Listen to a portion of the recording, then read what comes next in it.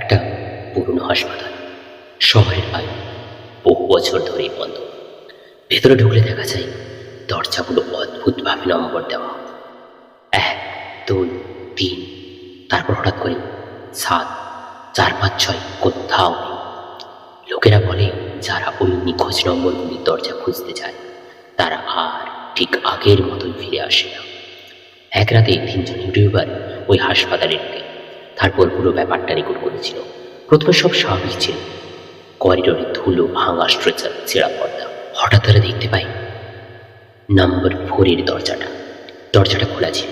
ভেতরে ঢুকে তারা দেখে ঘরটা একদম পরিষ্কার, নতুন বিছানা, জ্বলন্ত টিউবলাইট।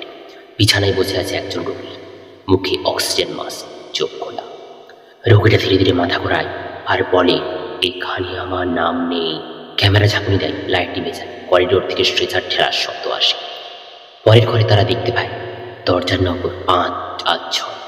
2 ঘরে মানুষ আছে, সবাই বিছানায় বসে জানলার দিকে মুখ করে।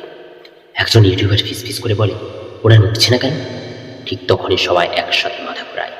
এরপর ফুটেজে শুধু দৌড়ানোর শব্দ, চিৎকার আর ভারী দরজা বন্ধ করার আওয়াজ।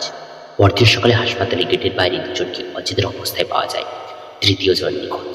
পুলিশ রিপোর্টে লেখা ছিল হাসপাতালের ভেতরে কোনো দরজা নম্বর 4, 5, 6 নেই। আজও এসে হাসপাতাল বন্ধ, কিন্তু মাঝে মাঝে রাত্রেটাকে ভেতর থেকে ঘোষণা ভেসে আসে, নেক্সট পেশেন্ট রুম নাম্বার 4।